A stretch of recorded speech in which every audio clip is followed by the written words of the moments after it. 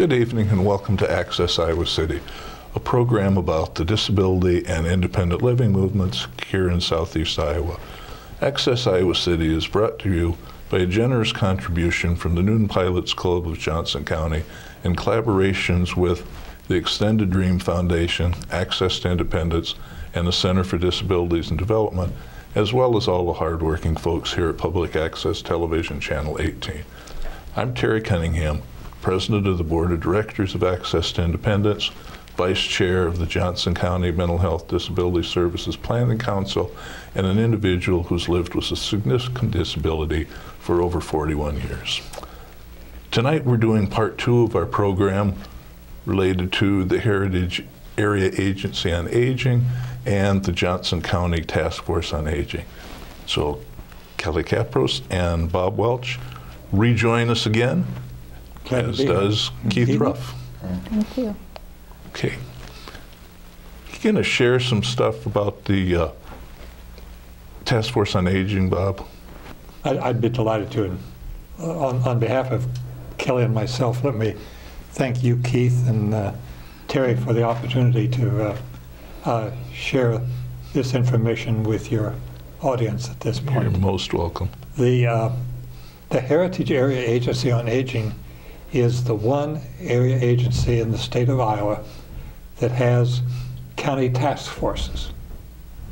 And for those who didn't listen to the last program, the Heritage Area Agency serves 7 counties. The way I sort of remember it, it's Lynn, Johnson, and Washington, and Iowa and Benton, and on the other side, Cedar and Jones. Each of those counties have a active task force. I happen to be the chair of the Johnson County Task Force. Each of those task forces operate somewhat independently, but under the umbrella of the Heritage Area Agency on Aging. In Johnson County, we have taken very seriously the whole role of advocacy. And one of the things which we determined was that we would like to have an impact on what happens at the state level. And so we have invited, and they've graciously accepted, invitations from the heads of the Iowa departments of Inspection and Appeals, Department of Public Health, the Department of Human Services, and the Department on Aging. And all of those persons have been to our, what we call forums.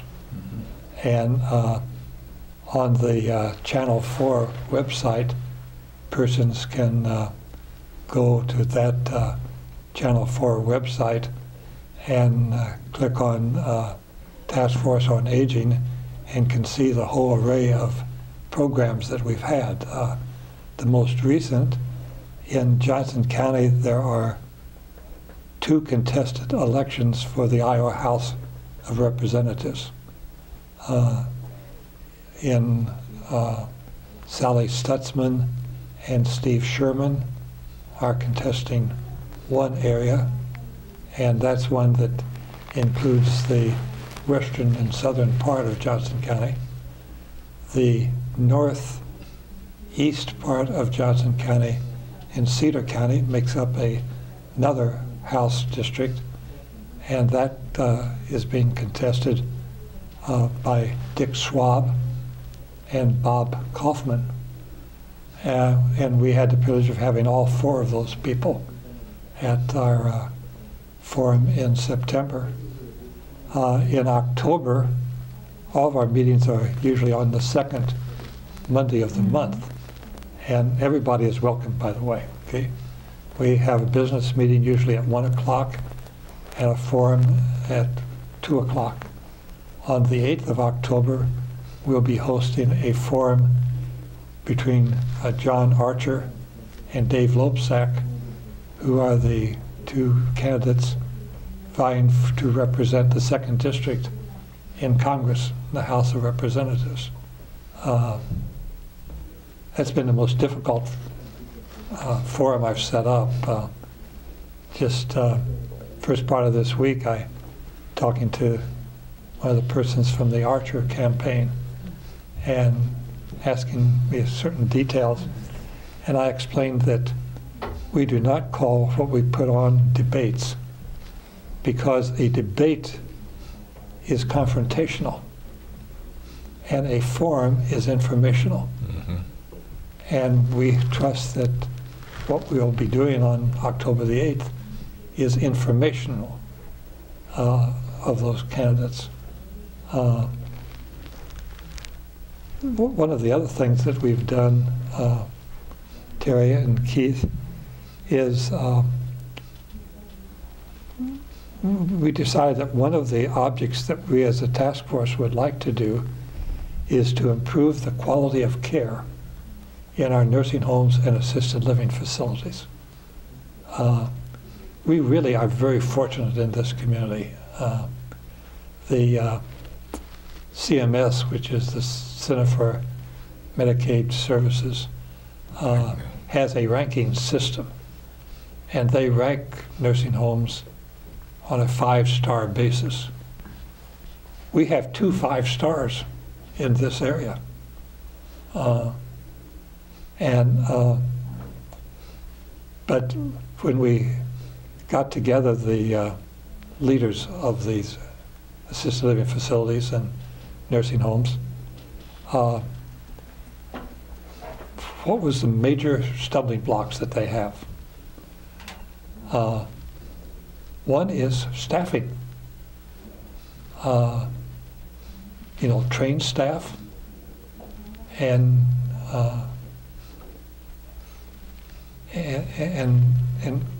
not only trained but quality staff. Johnson County is just so fortunate because of all the resources. The Hartford Center for Geriatric Nursing has chosen to be a part of this, which we call Quality Long-Term Care Committee. We first started it, I think as Keith knows, we called it an advocacy committee. Yeah. And then, we're advocating for a lot of things, so we changed the name to the Quality Long-Term Care Committee. And the Hartford Center for Geriatric Nursing developed a training program where persons from our facilities could join and participate. And last spring we had 11 people that went through that program. This year we have one that just started on September the 12th, a 10-week series. We have 6 from Johnson County, and we have 5 that's participating in that from a college in Louisiana. And again, the Hartford Center for Geriatric Nursing has reached out to that college who wishes to improve their skills in geriatric nursing. And so they are participating long distance in that service. In that training course. The other thing that committee has done, on September 13th, we had a program out at the Crowville Library, and we called it using a title of a brochure that's produced by the Iowa Caregivers Association. The title we gave it was "The Toughest Job You'll Ever Love," and a career in nursing homes and assisted living facilities. We had 19 persons interested in those careers at that first meeting. In fact, today we had a meeting of that committee, and the feeling was, hey, that's something we should do again next year. And how can we improve it? But what we did, Keith and Terry, is that as a part of that, we pointed out what is needed in terms of various skills to make a nursing home operative. Same as assisted living facility. We explained what the pay scale is on the various jobs. We had a listing of over 25 different jobs levels, all the way from the director to the custodian. One of the things that's interested me is many of the persons who are now directors of our nursing homes or assisted living facilities started in a much lower position and have worked their way up. One person started in the as a nurse's aide, and then got more training and all, and is now the director of a facility. Another person started working in the business office and is now the director. So the point we were seeking to make is there's a real opportunity to make working in a nursing home and assisted living facility a career.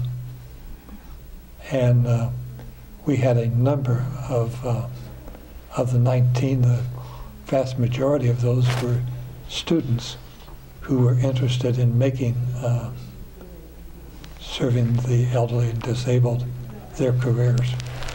And we were very pleased with that. And that's one of the things that I guess surprised me most when I moved to Iowa City from Marshalltown, is the difficulty in finding, whether it's trying to find someone to hire privately, or the difficulty agencies in Iowa City have in getting quality people to apply. Yeah. I would have thought with the university here, they'd be swamped with applicants.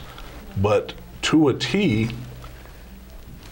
every home health agency in the Iowa City area, because I call everybody twice a year just to see who now is doing more hours or that, are restricted because they can't find folks who want to work.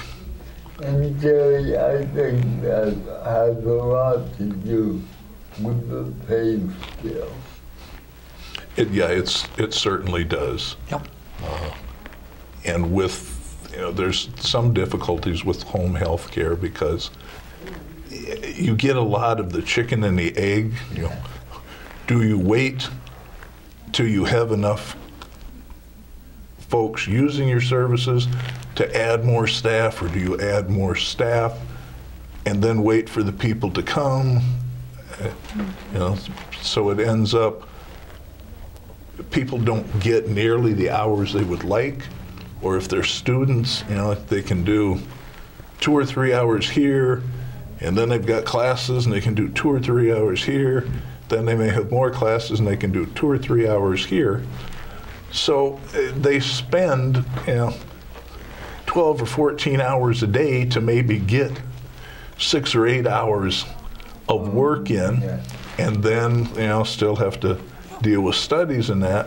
So unfortunately, if they go to a fast food place or wherever else and can get weekend shift, then it's much more convenient for them. But in Marshalltown, most of the people who applied and worked for the different home health agency in Marshalltown were middle-aged women or older. And from what I've seen, that's not the demographic of the workforce here in Iowa City. One of the things that's being worked on statewide is professionalizing caregivers. Mm-hmm. And a movement underway. This passed the Senate last year, but did not pass the House, and that is to set up a board of professional caregivers, which would require some basic core training. It's like Senator Dvorsky was at this meeting attended yesterday, and as he pointed out, he had just gotten a haircut that yesterday morning, and the person cutting his hair had to go through certain procedures and steps to be able to be licensed to cut his hair. But to have someone go into your home to take care of an elderly person, we don't have any standards for that. Yeah. And we really need to raise those standards. Oh, we certainly do. And I'm aware of the Direct Care Worker Task Force and some of the stuff that they're doing. And it kind of seems like the biggest stumbling block is there's such a difference in the way care is provided in a nursing home or an assisted living facility as opposed to home health care. Yeah. And you know, the one is very much the medical model, and you know, you've got the director and the director of nursing and this and that, and there's somebody telling you exactly what to do and being there overseeing in that. Whereas, you know, the other one is, here's the name and address of where you're going. And they do some training. Certainly I don't think enough, but to find that common ground of these are the skills you need to work in either setting. Now, in nursing homes and hospitals, obviously, those are set. You know, if you're going to work there, you have to have the CNA certificate, or you know, be an LPN or an RN or whatever. But to try to find that middle ground, so it's not going to be burdensome. And I know there's a lot of people who are concerned that, especially if they have college students working for them, that these folks, you know, are not looking at doing this as a career. They're looking at making some money while they're in school, and that if you make that too burdensome, they'll go find something else. So, you know, it's a very slippery slope to try to get the people we need for everybody who wants and needs the services to be provided by quality workers who, you know, have been trained and haven't just, you know, walked in off the street, so that you feel safe either yourself utilizing that service or having a family member or friend utilize that service. And as Keith pointed out last week, one of the real issues is the pay scale. And that's why some of us are seeking at the state level to get the provider rates increased. I know Ingrid Winslow, who's the director of Heritage, has said that this is becoming a problem here in this area in terms of just finding the providers to provide services. Well, if you can't pay them a living wage, if the workers have to depend on public assistance to make ends meet, there's something seriously wrong. Yeah. You know, that's not supposed to work that way. Now, on the other hand, I prefer college students because I find them very willing to explore and learn. And because I can communicate well, I have no problem telling them exactly what I need to get done. But Terry, I do agree with you. There needs to be some kind of demarcation where these people have enough knowledge to walk into a situation and not look blank. Well, in many instances, folks apply for the position and don't really have an understanding of what it is. Home health care. Oh boy, that means I get to go in and sit and watch TV and chat, and maybe we'll play cards, whatever. Ooh, that sounds wonderful. Yeah. Well, I've had a few of those people brought to my home for an orientation. And, you know, the nurses there doing the orientation will say, okay, well, we need this, this, and this to do a bath. And you see this look come over their face and say, a what? Well, we're going to do a bath now. Oh, no, no, no. That's not what I'm here for. I thought I was going to, watch TV, talk, play cards. No, that's respite or sitter service. That's not home health care. And that's the last time I ever see those people. You mentioned about different services. Kay, why don't you tell them the various services that Heritage helps fund in Johnson County? You bet. Heritage, some of the services that we fund are respite, case management, options counseling, home delivered meals, congregate meals, chore services, and legal services through Martha Quint, the attorney that we work with, and a variety of other projects. One of the things that we were started talking about Johnson County Task Force on Aging and how each one of the task forces have a goal of identifying unmet needs in their area and working to address and really being grassroots advocacy. And you've talked about, unmet needs in Johnson County with some of these home services. And one of the things that was so wonderful about the stellar work that came out of Johnson County Task Force under Bob's leadership was that employment fair, and hopefully those 19 people that came to that will be those quality people that you're looking for. But respite is one of those services that you kind of talked about that can involve a lot of things. It might be playing cards for an individual, but it may be something more. But it's so critical, and not to mention we're talking about paid caregivers, but not to mention all the family caregivers that are out there caring for folks, and they need to be supported too, and sometimes that's through respite services. Keith, one of the University of Northern Iowa was commissioned to do a study by the Department on Aging just a few years ago, and they asked questions as to what is your need now, what is your projected need you think in 5 years. The number one need, can you guess what it was? Outdoor chore service. Yeah.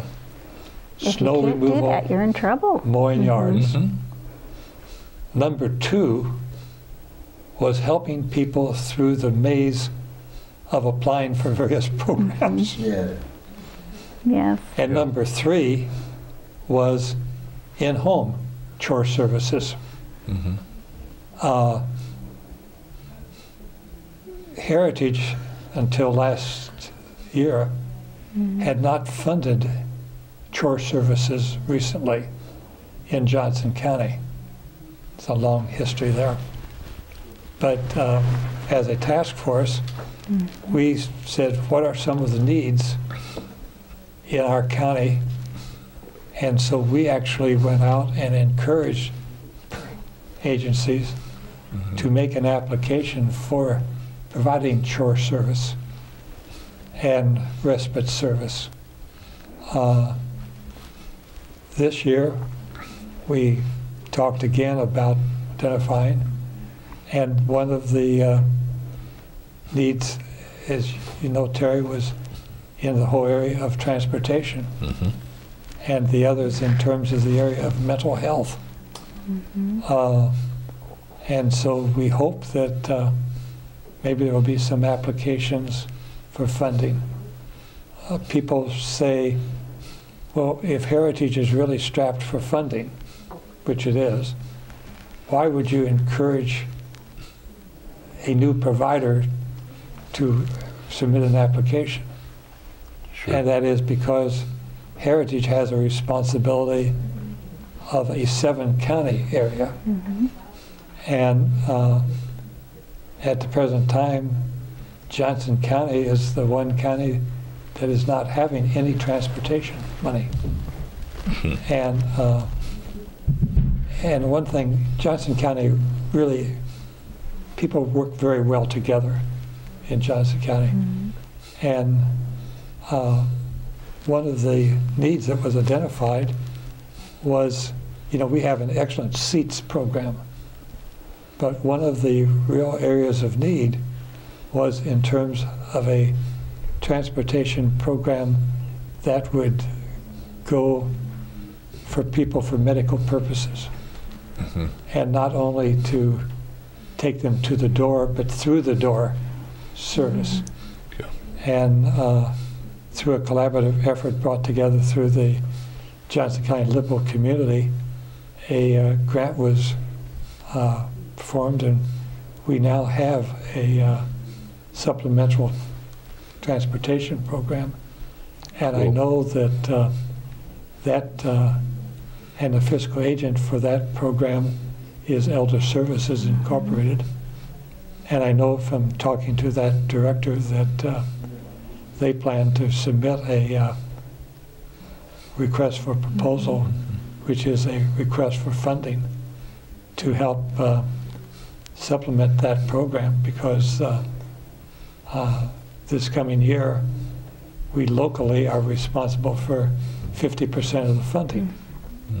And That's very cool, because in a couple weeks, we're going to have that person on, the director of Elder Services. And I think, you know, what you've hit on is so incredibly important about the unmet needs, because we know from surveys that baby boomers want to live in their own home. They Yes, don't I want to do. go anyplace else.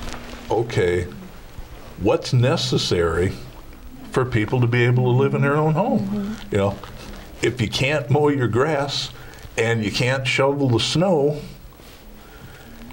you can't get out, and your neighbors are going to complain.